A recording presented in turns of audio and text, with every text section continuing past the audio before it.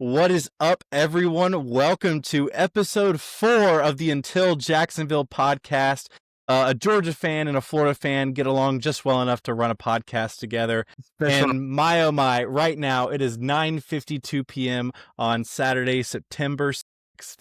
We just came off of Florida getting their first loss of the year, and everyone talked about all offseason how hard the schedule was, but never once was anyone talking about the USF Bulls until a couple nights ago when we hopped on this podcast together, and I told you that was my predicted upset for the week, and you laughed it off. You said, no, which one's your real prediction? And I said, no, it's the USF Bulls, and they have a run game, and they have a good defense, and that travels on the road, and I was proven right. But I will let the Florida fan talk about his thoughts on the game in Gainesville today. So, Kirk, take it away.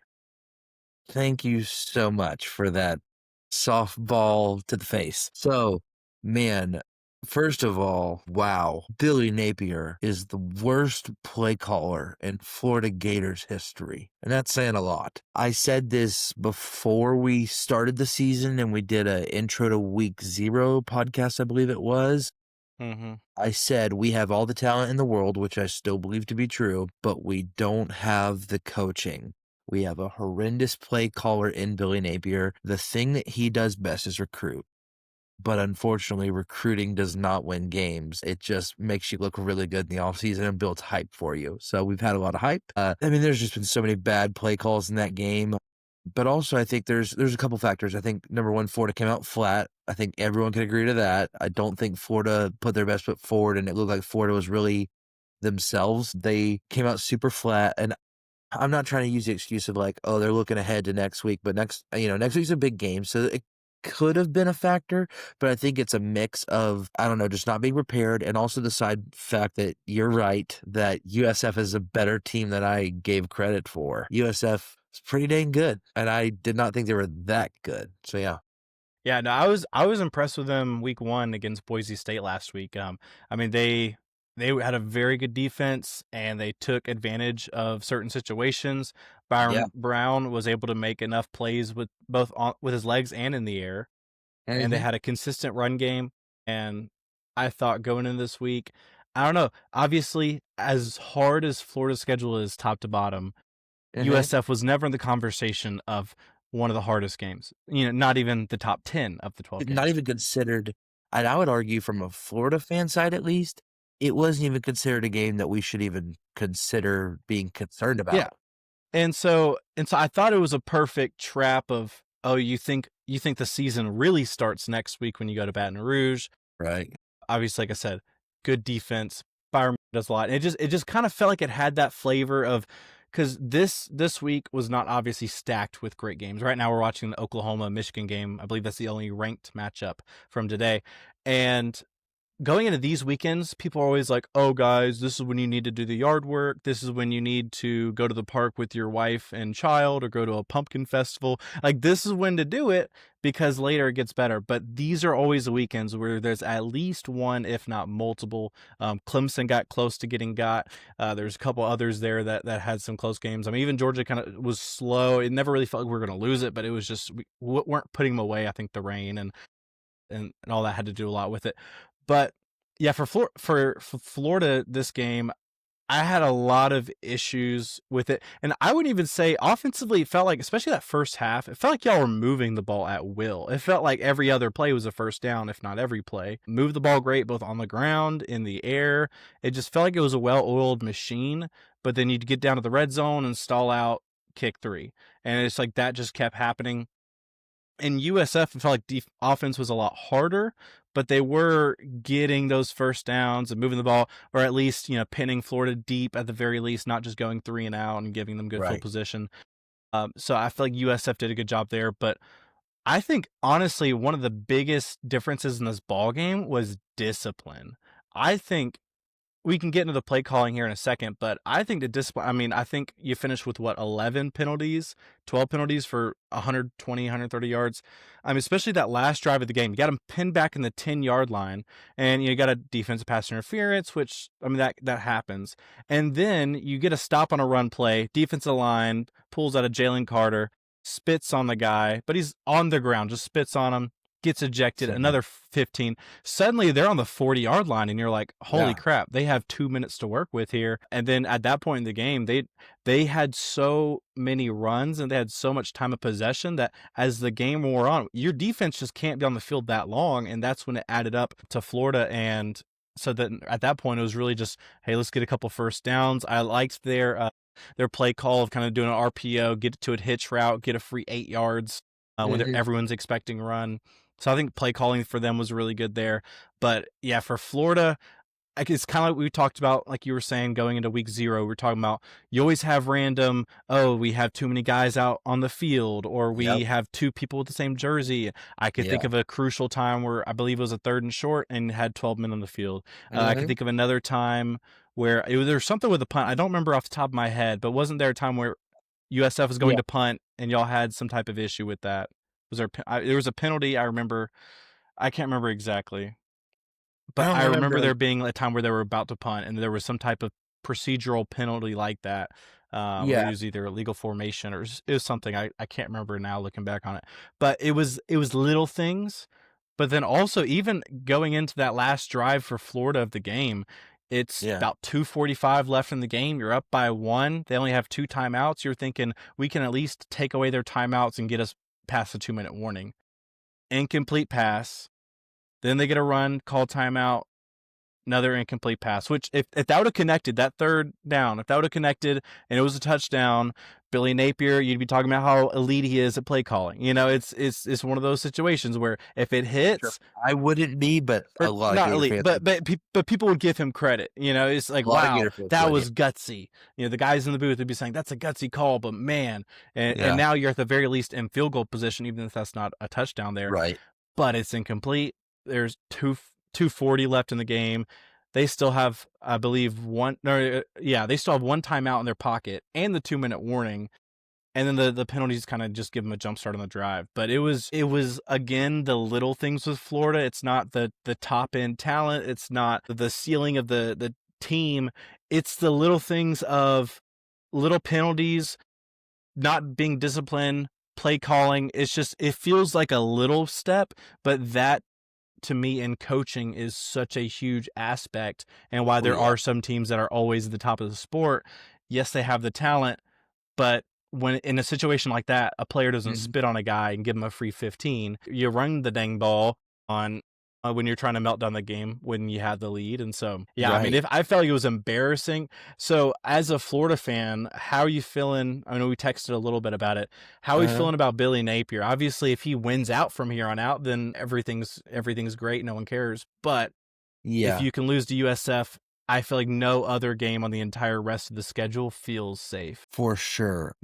Obviously, you have to look at both sides. Of course, there is a window for this to be a huge wake up call and turn things around. But me being the skeptic on Napier that I am, I don't think that can be done. I think that his play calling is going to ruin a decent amount of these games coming up as well. So, Mm-hmm. not to be a bummer here, but I think he is just kind of preparing his tombstone for Florida, and I'm mentally already thinking, let's get Gruden to Gainesville. That's what I'm thinking. But Maybe. I feel like my favorite thing, if every I year there's a new name because y'all are never happy with your coach. I mean, literally, never, so for anyone listening, so me, Kirk, and Josh, we have a group chat, and last year around middle of the season, it finally got its first name, which was all aboard the Lane train, because they were standing on business that Lane Kiffin was about to be the head coach of Florida, that Napier was going to be gone, they were going to hire Lane Kiffin, all that. I later changed it to hop aboard the main train, because that train had set its path. But I mean, for me, if I were a Florida fan, which I'm not, I hope you lose every game. But if I were, I'd be going, okay, we lost to USF. Name me the team that's on the schedule that is definitely on paper easier than USF. For those at home listening, I will rattle these off. Next week, Florida goes to LSU. That is a tough game. Then they go right back down the road to at Miami the very next week. That is also a losable game. Bye wait, week. real quick, real quick, real quick. If I can say Yeah. something about that, this is the one thing no one's talking about. Next week, USF goes to Miami. So True. This will be an interesting test. I do not think USF beats Miami, but if USF beats Miami, I think the narrative changes. You've taken down Boise, you've taken down Florida, you've taken down Miami. That would be their third ranked win of the Then season. USF is considered a powerhouse to be reckoned with. I don't think it's going to happen, but I do think that's at least a game to put your eyes onto and see how does USF compare to Miami. Because even if it's a close game, that tells us a lot more about USF than it does about Florida. That's just me. Yeah, no, it was funny. I was talking to my brother-in-law earlier today. Whenever at this point Clemson was losing 16-0 to Troy, and I was like, it feels like this year more than any other year, we're trying to figure out how good or bad teams are, and every time someone wins or loses, we're going, well, how good or bad are each of those teams? I was like, Right. does this mean LSU sucks now because they beat Clemson and they're losing 16-0 to Troy? It's like, so now we looked at LSU last week as an elite team to contend for the SEC, and now because if they would have lost to Troy, it would have been like, oh, so it turns out I guess LSU also sucks. Yeah, obviously kidding, but it's like we really don't know. We're just all Yes. guessing. It feels like It's all just mental gymnastics. no other year in college football has felt like this. Of we just don't know what's going on. We don't know who's good. We don't know who's bad. It's probably somewhere in the middle for everyone.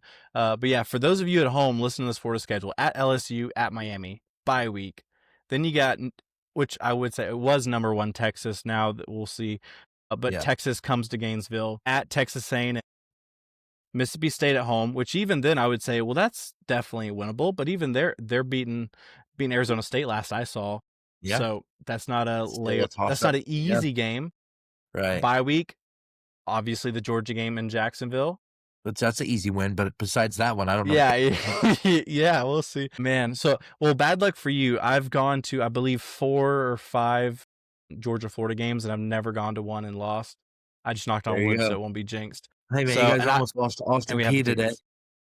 It never felt like, which let me finish this and then we'll get into the Georgia Okay. side. Yeah. We never almost lost. We just didn't pull away. You Sounds did good. lose to USF. So very different category. Don't try to put us in the same category because we're not. We're 2-0. So after Georgia, you go to Kentucky. And Kentucky, guys, I don't know if we'll get into this tonight or not. Kentucky looked good against Ole Miss tonight. I was a big fan of how they looked. I didn't get don't to think watch Ole it. Miss is as good as they were last year, but I expected Kentucky to be a bad football team today, and they almost came out on top. Of course, Mark Stoops kicked a field goal right at the very end, not to win, but just to cover the spread because that's what Mark Stoops does. He's more worried about covering the spread than he is winning the game. When are they going to fire that guy? He's going to retire. I mean, at Kentucky, I mean, before then they were Yeah. happy for a bowl game, and now you're consistently Fair. 8-4, 7-5. Fair. He's going to retire there. So after Georgia, and then at Kentucky, and then at Ole Miss, that's also a losable game. Then you got Tennessee, who's looked really good, and then you got Florida State, who we think is really That's good an easy win. Yeah. because they beat Alabama, and then they put up 77, which I know it's against East Texas A&M, but putting up 77 offensive points, and for everyone like, oh, well, they played this team. I want to see your team score 77. And I'm not trying to advocate for FSU, but that is a lot of freaking points in one football game. I agree that it's an impressive amount of points scored. There was quite a few games like that. Like Ohio State scored 70, Oregon scored 69. Yeah. It's a lot been of high scores weird. today. Tennessee scored 72, and Texas Tech scored 62. Utah scored 63. I mean, there was a ton. So maybe I'm wrong. Maybe Florida State sucked. I'm just kidding. Sorry, I mean, Mom. I'm always down to get on board with that claim. But my thing is this: I think that once they have their 2 big games of the season that they lose, their 2 even close contests. Once they lose those 2 games, they're going to go back down to 300 fans in the stadium, and they'll be back on our level of where we're at tonight. But we don't know that. That's a projection. I'm sorry. I mean, look at well, I mean, you can count on when FSU has 2 losses or more. You can count on that stadium not selling more than 300 tickets. But what the record is, yeah, you can't count on that this year. It's hard to tell. I mean, last year people were showing up to the games like Cleveland Browns fans back in the day with the brown paper bags over, covering their faces. It was bad last year, but also they were bad, and you could tell watching them. Even in games that they should win, you just felt like they were going to come out flat like they had every week. And obviously Norvell has really turn around that program this year so far. We're Already not in going to spend time already talking about it, already but in a year, which is pretty cool, but my favorite thing is yeah. FSU fans have gone back and forth. They're like, "We hate this guy. We love this guy." Which I mean, It every literally college was like, like let's that. extend this guy forever. And they extended him. And then the very next season, they're like, wait, can we fire him? Crap, we just extended him. Yeah, And yeah, we then can't now return his again, they're like, payout. that's why we extended him. Yeah, Yeah, trust the process. but to be fair, I think it's every college football fan base, they all act that way. Yeah, I mean, if I wouldn't do it, but if Georgia rolled out a 7-5 year, then there'd be a lot of idiot Georgia fans saying Kirby Smart sucks and the game's passed him Right, by or something. right. Because there's a lot of people that just don't know what they're talking about. But yeah, for Fact. Florida going forward, I mean, I know y'all kind of talked about like 9-3 was kind of the baseline of like this is where the expectation is. Anything less of Yeah, that is just I don't. yeah, It's not going to be good enough. And I for thought that sure. number was a little bit high, but I thought, you Yeah, know what? You're the ones in the Florida program. I'm not plugged in. yeah. Where do you feel like that number is now of job security wise for Billy Napier? One, does he make it to the end of the year? Because I looked up a little bit ago. I think his buyout's around 22, 23 million. So it's not Yeah, crazy compared to some of these like 70, 90. I think right. Kalen DeBoer is around 90,000 or 70,000. So yeah, what do you feel like is now if say they turn it around, how many wins feels like okay, that USF game sucked, but I feel like we turned around after that. We think he may be safe. Man, great question. Well, first of all, I'll say this. As far as buyout conversation, last season when he lost quite a few games in a row and it was starting to look ugly, they had a meeting that weekend and they already put down his buyout ready to go. So his buyout is sitting ready to go because Gator Nation has plenty of money. So that's not a problem. So that excuse dies. If anyone ever tries to say we can't cover his buyout, we have it already ready to go. I think, like I said, I think 9 is the minimum to keep him. I don't think that he will even hit that this year, if I'm being brutally honest. After seeing tonight, I have several doubts that he will reach that goal. I also know the Gator standard is very high, and so not where we are, but where we demand to be as a fan base, and he has not met that. Is I can't remember what we said. This is his 4th year, right? I believe, That sounds right. I think and this is more he time than Mullen we've got given. fired in 2021, so 2022, 3, 4, 5. Yes, a year 4. Yeah, and this is pretty much more time than we've given any Florida coach to kind of, what's the word, adjust and to raise up a squad, Yeah, and he's done I agree with that. horribly, and so if he like, here's just me being thinking out loud here. 9 is my standard. I think that's pretty common to most Gator fans. They're like, if he don't have 9, then that's not even close to like 9 is below the Gator standard, but we're willing to see an improvement and let it keep riding out. Um, I think for the actual Gator staff, I think 8 is what they're looking at to keep or fire. And Yeah, then there's also the factor of if you fire him too early, then there's the problem of losing a lot of your guys. So I think we talked about this in the chat earlier, but uh, yeah. I know we texted about that. Yeah, I mean, and that was my thing for Florida is it felt like y'all were in this cycle of we give a guy 3 to 4 years and he just doesn't pan out and we fire him and it was just this continuous cycle. And again, as a Georgia fan, I was okay with it. But it felt like with Napier, I mean, I've had many conversations with you and Josh and several other people about this. Florida under Billy Napier, and I said this year 1, year 2. I think best case scenario as a Georgia fan, they fire him by year 3 or 4 because I think year 5 or 6, I think because he took over a pretty bad situation because Dan Mullen kicked his feet up and he said, I don't need to recruit. I can beat everyone with less talent. And then he didn't do that. And then he got canned.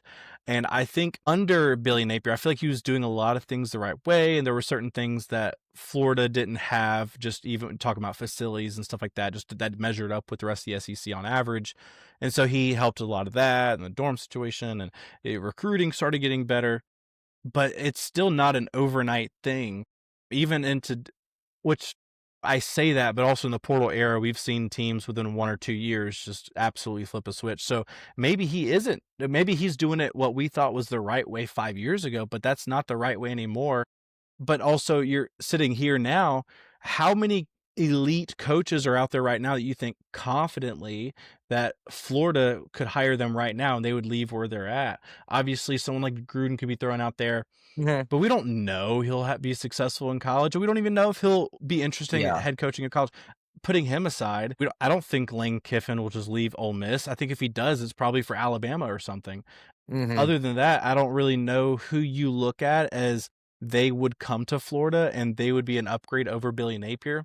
So I think as a Georgia fan that wants for them to fail, I would rather him get fired now.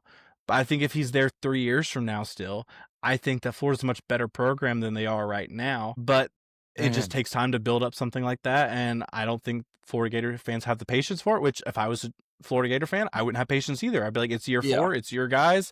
We should Right. not be losing to USF. I'm not saying Right. we should make the playoff, but we shouldn't lose to USF. That's Totally. wherever the bar is, it's above USF.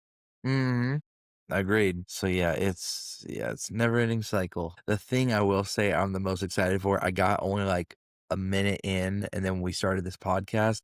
I am it's like Christmas, like night before Christmas excitement to watch this press conference. What in the world do you say as head coach, as starting quarterback after that? I am Yeah. excited. I know. Honestly, I'm glad you mentioned that because I'm definitely gonna give it a listen before bed. I used to love watching Dan Mullen press conferences after a loss because Dude, that they were man, so bad. they were so bad, and he was so like squeamy and just trying to He's get like, out of it. "Yeah, the game's over. What are you talking about? What are you talking about, Well, bro? I'm that's worried about even next week. I'm worried about next did you week." did you see any of the Kalen DeBoer press conferences after the FSU loss? No, but I need to go back There's and there's watch it. one clip from one if I find it. The first one after that loss, not the night of, but I saw something like the Monday after or whatever. And dude, there were I won't even go into detail because I don't want to misspeak or anything, but it was very similar vibe where he's just like, because they were talking about, how, hey, you said that last week was an absolutely great a week of practice and y'all were doing amazing. You felt super prepared. And then that went on the field. What happened? He was like, what are you saying? And then they repeated it. And he was like, you said I said that? And I said, yes, you said that last week. He goes, about this week or last week? The week in prep for FSU, you said that it was a great week of practice. And he was just like, oh, Crazy. well, I thought it was a great week of practice, and I felt like we prepared our guys, but obviously we weren't. It was just you could feel him just, it Yeah, was and just screaming it's out of not it. And it's not like as an that's a Alabama claim. hater, I was loving it.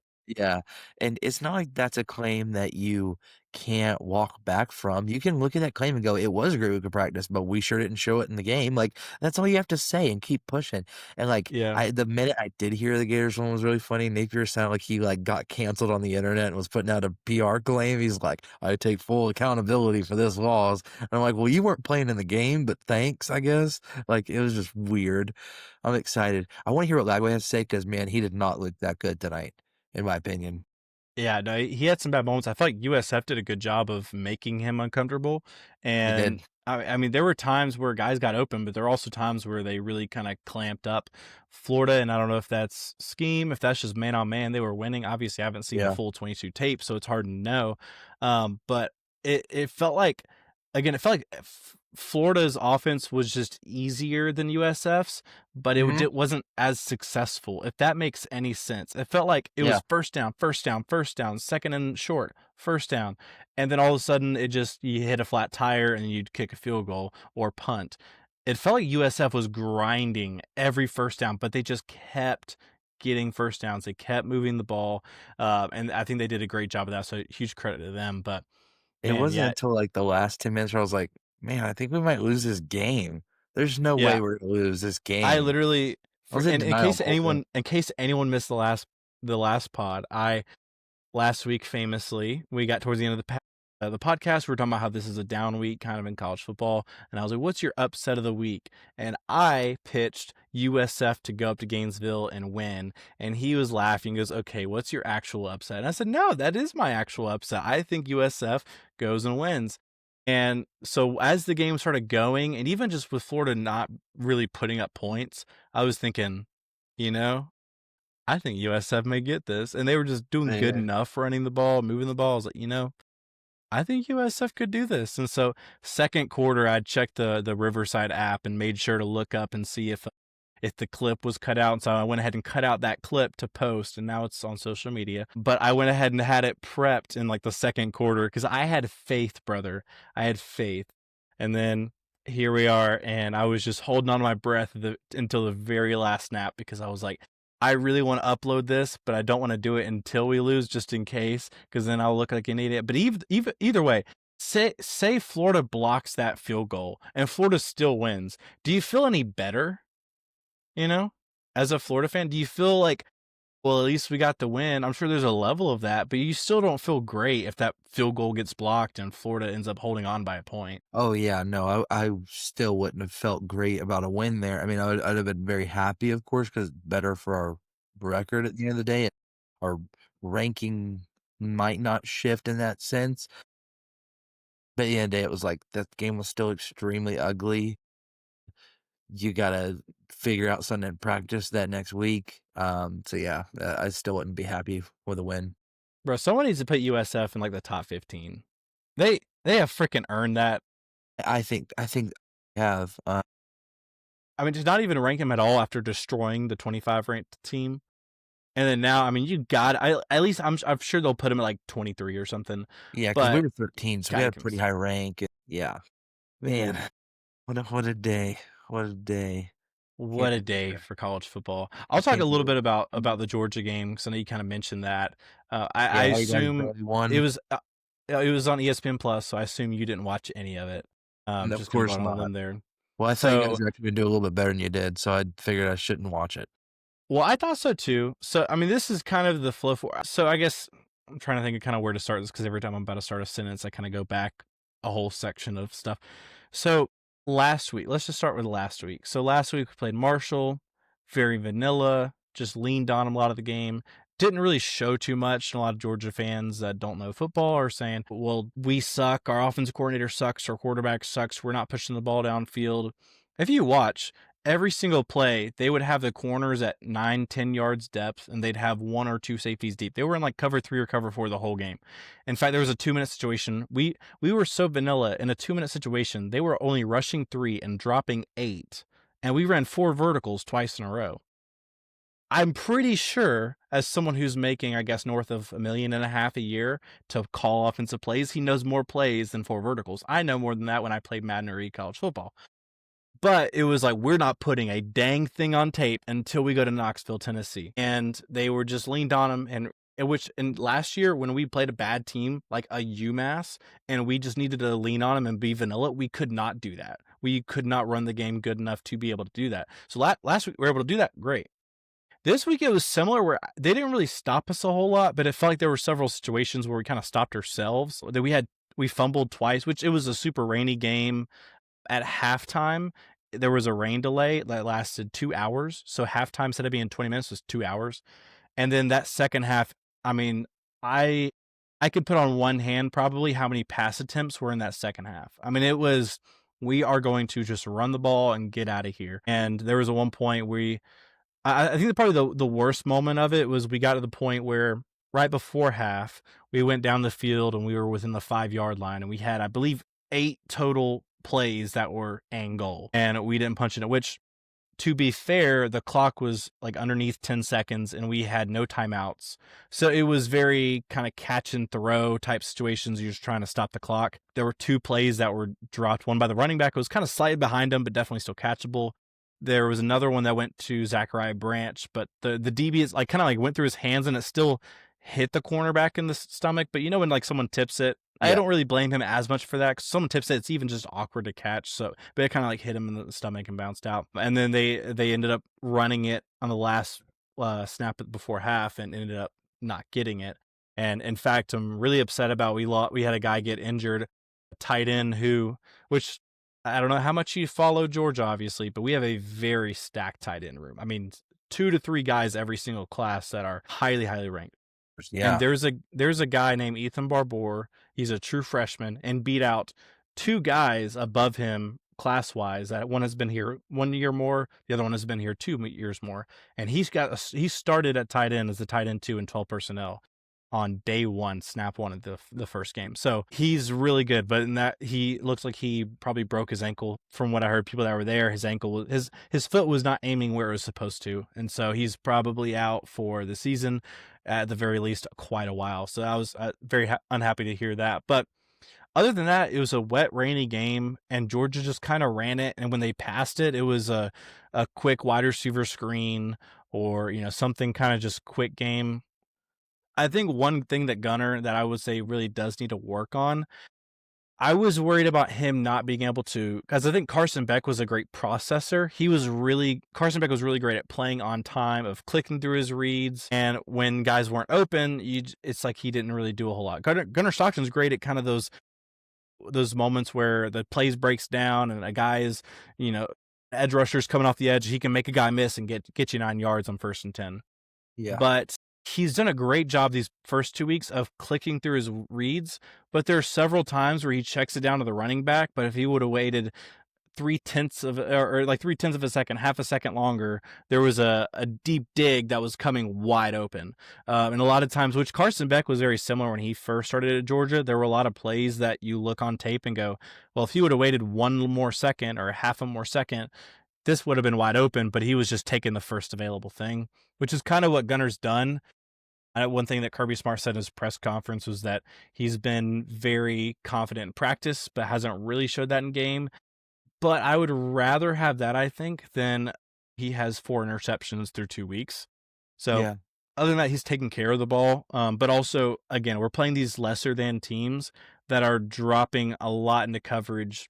Again, today was a day where the corners are constantly at 10 plus yards depth and deep safety, and they're just dropping back in coverage. In that situation, any smart coordinator is not going to go, let's air it out, guys. Let's push the ball downfield. No, you run wide receiver screens because there's one guy in the flat and 3 receivers there.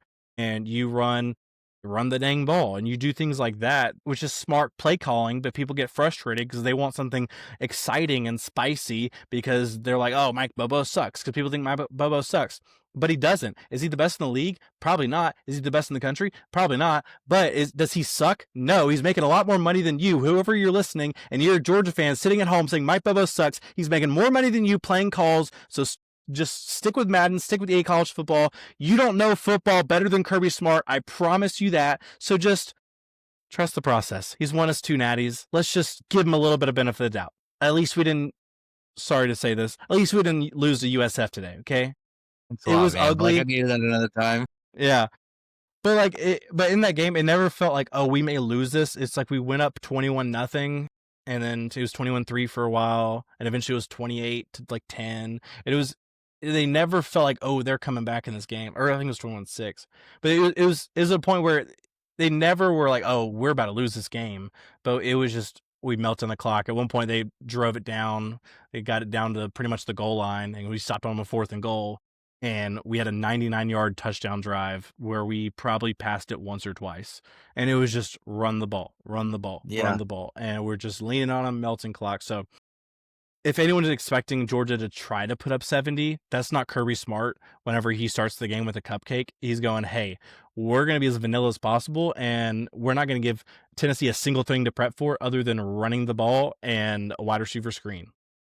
Anything other than that, they're going to have to figure it out in the moment. So yeah. People get too crazy about situations like this and have these strong opinions. Right. Just take a breath, relax. It's Austin Peay. Not a big, as long as we don't lose, and as long as it's not like, oh, well, crap, we have to kick a game-winning field goal, we're fine. We were in control of the game. We're good, guys. Calm down. All right. Thank you for letting me get off my soapbox.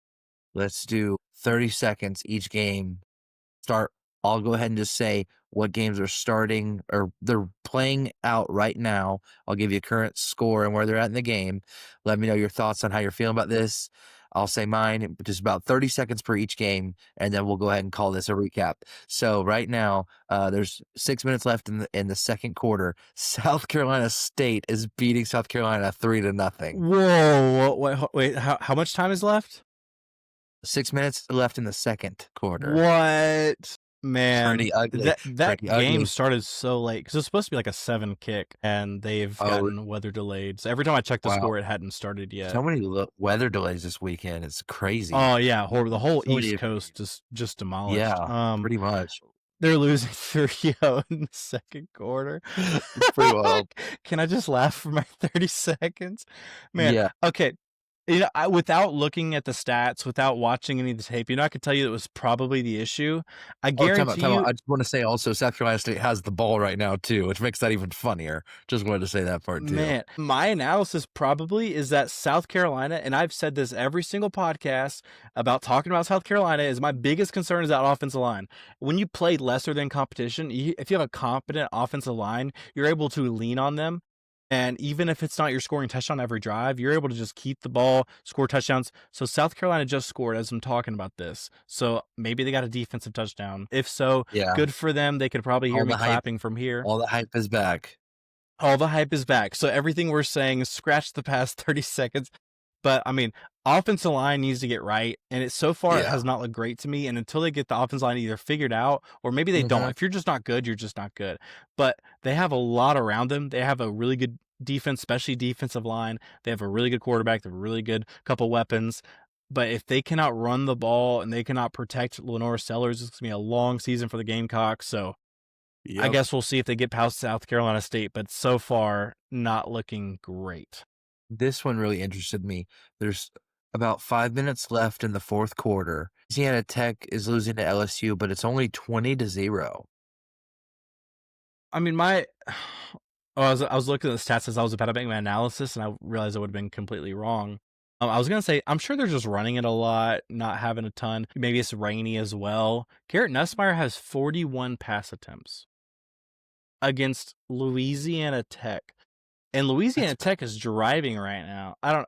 This is so Hey, that weird. makes me feel a little bit better about next week, I'm not gonna lie. It Yeah, makes me feel a hint better that they're not yeah. looking amazing and we look bad, so maybe we can be bad together. Well, even we'll be bad together.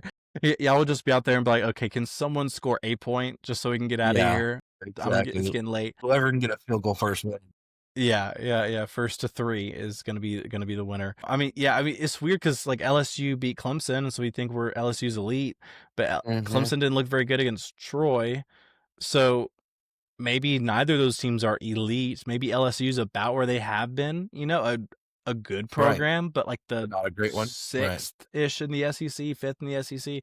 So I mean, obviously you don't know, but man, I mean, but again, I won't take too much out of it because when you play this lesser than competition, if I see someone win 20-0 versus winning Yeah. 60-3, I'm not like, okay, well, the second team is better. It's just you probably did a lot of things differently than the other team did. So, I mean, even like for him, he has 20, Garrett Nussmeier has 26 completions, but for 237 yards. So he's averaging less than 10 yards at completion. It looks like they're not pushing the ball downfield. Looks like they're just kind of playing offense. So, I don't know. Arizona Yeah. State, Mississippi State right now tied at 17 with 10.5 left in the game. We both Arizona called State this just got the ball. last podcast how this was gonna be one that was gonna be closer than people think. Yeah, and it's weird because Mississippi State was up 17-0, and I thought, wow, they're whooping Arizona State, but now they've scored 17 unanswered, so they're kind of coming Just back like in this them. ball game. It's just Yeah, they're like, we will play a good half, and maybe the first half, and maybe the second half, but we will not do a whole football game. Are you watching this Oklahoma game as well? yep. Yeah, so I mean, I will say it's not too far off from what my predictions were. I feel like Oklahoma jumped on them a little bit more than I thought they would, Me too. but I didn't expect a high scoring game. I thought it'd be a game of both teams in the 20s. Right now it's Yeah. 21-13 as we're recording this. I still feel like Oklahoma squeezes out the win. That's what I predicted was for Oklahoma to win. But I think Michigan's doing some good things that make Yeah. me believe in them a little bit. I think Bryce Underwood has looked good. But Oklahoma is one of those teams in the SEC this year. Oh, a little kind of Right off the reverse hands. flea flicker. Oh, wow. Yeah, right through his hands. Sorry, I didn't mean to spoil it for you. Yeah, it was that you spoiled by like half a second. I was like, wait, Isn't what? that the worst when, like, you have Hulu Live TV and someone has YouTube TV and they'll text you the, like, touchdown. And I'm like, bro, I'm still watching like the play right now. I literally earlier today I was on the phone with my dad and he's Yes. watching cable and I'm on YouTube TV and we were Dude. both watching the same games. We're on the phone and he'd be like, "What a pass!" And then I'd just be Yeah. sitting there waiting for them to snap the ball, or it'd be like, "Man, that was a horribly thrown ball." Then I'm like, "Oh, it is," and I'm just waiting. So I yeah, can't be on phone calls with family during games because of that same reason. Can't do it. yeah, exactly. It was definitely a time of we don't really care what the game's going on. But yeah, so I think Oklahoma squeezes this out. I mean, they both teams For have sure. looked good. But yeah, I really am a big fan of John Mateer. And I would say Alabama's Michigan. I would say Michigan's in the same kind of light right now as Florida State. Like they definitely look like they've improved. There still is more to show for that, but I think it's fair to say that both teams definitely already look a step better than last year. they'll be slightly better. They'll be better than like Michigan will be better than mediocre until they play Ohio State. And once they see that scarlet and gray, they're gonna be like, we're gonna be the most elite defense in the entire country, and we're Exactly. about it. And what's crazy is this year it's at Michigan. I know that's really talking about a game that's a long way from now, but it's Gonna what, be a four fun in a one to row watch. now. I Yeah, think four in a so. row now. Yeah, and they didn't play in 2020 because of COVID. So the last time Ohio State beat them was in 2019. Justin Fields is playing quarterback for them. What a time, man. Back when SEC was saying, let us play, and Big Ten was like, we don't want to play. Yeah, then freaking Ohio State that was like what 4-1 or 5-1 or something made it to the playoff, Right. and when it made it to Natty, Insanity. it's just so stupid to me. But yeah, any other games that kind of shocked you, or you had any analysis or feedback you wanted to add? Yeah, the main thing I would say is looks like Alabama's, sharpening up a little bit after getting embarrassed by FSU, which man, that's a double embarrassment if FSU's embarrassing you. State, they looked really rough against FIU. I mean, Yeah, bad. I saw it was like 10-0 at half. Yes, the score does not do it justice. I would also say that Oregon looked so dominant against Oklahoma State, and it was funny because did you hear the drama behind this? Mm-mm. Apparently, Gundy said something about they pay to win. They put all their money in their NIL, and that's why they win. And Lanning responded and said, "Well, yeah, I invest in winning." Is like some coaches spend money to win, like me, like the guys in the top 10. And he said, and some guys, how did he say it? He said that some guys don't spend money as an excuse for why they're losing. They said all that, and it was so funny because Oregon beat them 69-3, and like it was a dominant game. As soon as the game was over, Oregon put it on their Instagram and said, "Invested in winning." So it Dude, was Dan Lanning is such, when you think of like a motivator as a mhm, coach, he is 100% that. And he finds something to get you motivated about, even if you give him nothing. When you give him something, he's yes. like, "Well, thank you. I was sitting here last night trying to figure out what I was going to say on game day.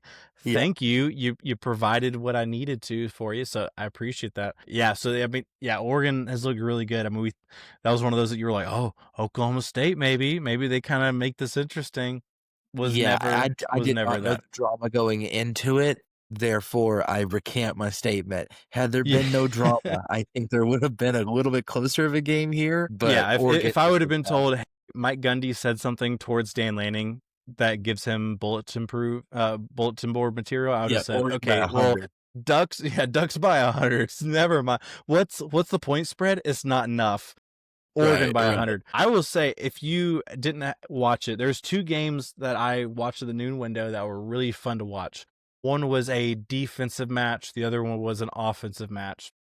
I'll start with the defensive one. Iowa at Iowa State, big rivalry. Always fun to see. Not a lot of offense. So if you like punting, if you like field goals, that's the game for you. If you like touchdowns, I would avoid it, but it was still pretty interesting to see. Cyclones rolled, which I was excited to see. There's just an easy team to pull for me, like Matt Campbell. So they stay undefeated. They're 3-0. And then Baylor at SMU. Did you watch any of this game? No, I kept up with it in my ESPN app, but I did not watch it. Went to overtime. So I guess I'm looking at it now of kind of the quarterly breakdown. I mean, so looking at, hold on, I'll say this first. So SMU outscored them 10-0. First play of the game. First play of the Mhm. game. Kevin Jennings throws the ball. Looks like it's some type of deep post route or something. It's a deep route. Safety underbites it. hits it up in the air. Receiver bops it up, bops it up, bops it up, catches it, makes a safety miss to the house, 75 yards, first play of the game. They end up jumping up to a 10-0 lead. Second quarter, Baylor outscores them 21-14. Third quarter, Baylor outscores them 3-0. And then the fourth quarter, they both scored 2 touchdowns each. And then in overtime, it came down to they both scored a touchdown in overtime. Second overtime, SMU kicks a field goal. They miss it. Baylor ends up kicking the game-winning field goal. So 48-45 was the final for this game. Baylor won. Watching it, it felt like SMU should have won. And late in that game, they were up by 14. Baylor scored 14, forced overtime, then went on to win in overtime. So huge game for Dave Aranda. He is now 32-31. He is above 500 now at Baylor, 1-1 this season. So he is right at a 500 coach. But that was a pretty fun game to watch. I would at least recommend watching the highlights. I mean, the quarterback for Baylor had 440 passing yards, and Kevin Jennings had 295. Also had only 16 rushing yards to that, so not a lot of rushing. But it was a very fun game to see. Really good quarterback play on both sides. That was one of the games of the day that a lot of the people that were sleeping in that noon window probably did not watch, but is definitely worth watching, Googling Baylor and SMU highlights at a conference game just for fun. But it was a good time. I recommend watching that. Love it. Awesome. Any final thoughts? I don't think so. I think we got Oklahoma winning this game, and Vandy. I think I'm riding with them to beat Virginia Tech. I assume you are too, probably. Last I checked, Vandy was up. Do you have the score on that? Let me just check that real quick so I can give a little bit of feedback on that. And VTech 37-20 Notre Dame. Sorry, not Notre Dame. Why did I say Notre Dame? Vanderbilt. They've scored 27 unanswered. Wow. Golly, dude, they are smoking the Hokies. So SEC dominance. There you go. So does this make South Carolina look bad? South Carolina on a neutral site won 24-11. Vanderbilt's currently up 37-20 at Virginia Tech. They had to listen to Inner Sandman, but they're still about to put up 40 on them, and they have the ball.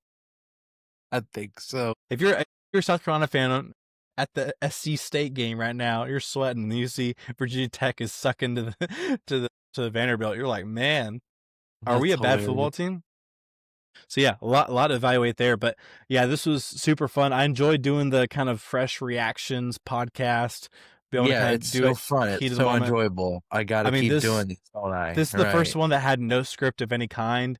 We literally just kind of said, all right, let's run this, hit record, and I felt like it was really good, really fun. On display. Oh yeah, it was phenomenal. But hey, I'm sure at some point I'll have a similar moment. I'm sure you'll have more moments than me. Have plenty. So you'll have plenty this year. So I'm looking forward to it. You're gonna get to watch the smile slowly fade away as the season keeps going. It's okay. Well, my smile will offset yours. And there you go. And my podcast will always remain. I think they're the scum of the earth. So yeah, that's. Well, my mom really doesn't like you. If you ever meet my mom, she's got a lot of hate for you. She really cares about the Dogs, but really the Noles as well. It's warranted, and it's also paid back because can't stand FSU. I know so many people that are Florida State fans, being born and raised in Polk County. I've only been able to stay friends with one of them, if that tells you anything. Yeah, I mean, to be fair, the only two Florida fans that I could be friends with, I have a podcast with, other than y'all two. Yeah. I mean, there's like one other, I would say, but it's 3 total. I mean, I had a coach. We'd always have beef. Like he was the DB coach, and I was at Victory all the time. We're just talking trash. And even still, I haven't talked to the man in probably 7 years now. Yeah. If he comments on the dumb on Facebook about the Gators, dude, I'm jumping in that comment section, and I'm like, not so fast, my friend. And that's why I can't stand Florida State is because they have the most annoying fans in that way. Like, there's dudes that, like, I don't think I've ever even spoke to once face-to-face in person about anything, but we went to high school together, and every time I post about the Gators, they're trying to talk trash in my comment section. I'm like, bro, like, we've never even spoken to each other before. I don't even know why I added you back on Facebook. Yep. Why are we arguing? I had a good friend when I lived in Georgia. So I lived in Georgia my first 16 years of my life, and then moved to Florida when I was 16, 2017. Sorry to hear that, by the way. Yeah. And a friend of mine, he's a big Alabama fan, and we were really good, Gross. real good buds. Yeah. And he's a big Alabama fan. We didn't really talk about sports a ton though. Yeah. And I moved down to Florida, and I've reached out to him a couple times. Never heard from this man. This man ghosted me. I text him like, "Hey man, hope you're doing well." Never Yeah. respond. But then we play Alabama in the national championship game, and 2nd and 26 happens. You know what happens? He FaceTimes me, and I'm like, Well, "Yeah." that's And then insane. I answer it because I'm not gonna be a sore loser, and he's just laughing in my face, and I'm like, "No, you don't get to ghost me for all of these months. Right now it's January. I haven't heard from you Right. since May. No, you don't get to do this. You don't get to sit in this joy." Yeah. Man, this is quite a long wrap up of the show, but hey, I'm pumped. I'm fun. We've been watching football all weekend. Tomorrow we get to watch NFL all day, and I get to either be excited or cry about my fantasy football leagues, and so I am so excited about that. But yeah, this Yeah, is a ton of I just fun. get to enjoy. This is my first year not doing fantasy, so I just get to enjoy. Man, that couldn't be me. I have to be in fantasy. I just I have have to this. suffer somehow. I Yeah. have an itch. Yeah, it's just Yeah. dude, literally I have a one through my work, and I'm the commissioner for it. This is our 2nd year. Last year I started, no kidding, 0-7. I ended up finishing 5th out of 10. I kind of made some moves late in the year, got okay, but I got destroyed because we were in a 2-quarterback league, and I had Lamar Jackson, which did great for me. Second quarterback was Tua. Well, Tua died. I got Derek Carr as my backup. Derek Carr was out for several weeks. I had a point where my I was so bad in fantasy last year. I had a point where I had my second quarterback is Joe Flacco, not even sure if he was supposed to start or not. And then my flex spot, I had another tight end. I had Travis Kelce and Kyle Pitts both starting for me because I was so down on weapons because it was a bad year for me in fantasy this year, but I'm hoping to bounce back. Let's So go. obviously this week is the first week of the year, so excited for that. But yeah, this is super fun. We'll try to get together at some point this week, and we'll talk about the upcoming week 3. LSU is going to host the Gators. Tennessee Volunteers are going to host the Bulldogs. So we got big games to talk about for our teams, as well as some other games going around the country. So we'll try to coordinate sometime this week for that. Was super excited about tonight. Any final thoughts? Man, final thoughts. I just think that it's fine. I'm happy we got this loss taken care of early, so that way we either turn around or I'm already not getting my hopes up one way or the other. Yeah. Well, hey, but no matter what happens, we have 8 weeks until Jacksonville. That's 56 right. days from right now. I'm going to That's be in right. Jacksonville in my overalls, watching my dogs whip up on some Gators like them at USF Bulls. Go Bulls, go This time Dogs. Lagway's not gonna be hurt, so you're definitely losing. Dude, literally the injury cart was right in front. I could have spit on it. It was right in front of me. They got in it, rolled out, went and got him, and yeah. But hey, you got Harrison Bailey now. Which in the first episode of the podcast, I was like, y'all got Harrison Bailey as your backup, and y'all both said, "What? Who's that?" No, we don't. He's literally listed as your backup quarterback. So I just want to say, I know Florida Gator football better than y'all, even though I hate them with everything in my being. So Fair. I win. I'm the best. I'm the greatest of all time. Okay, I need to stop this podcast. I'm going off the rails. But y'all have a great rest of your night. We had 56 days until Jacksonville. Yes, Y'all have a great night. Unless you're a FSU fan. See you guys later. And go Dogs. Go Gators.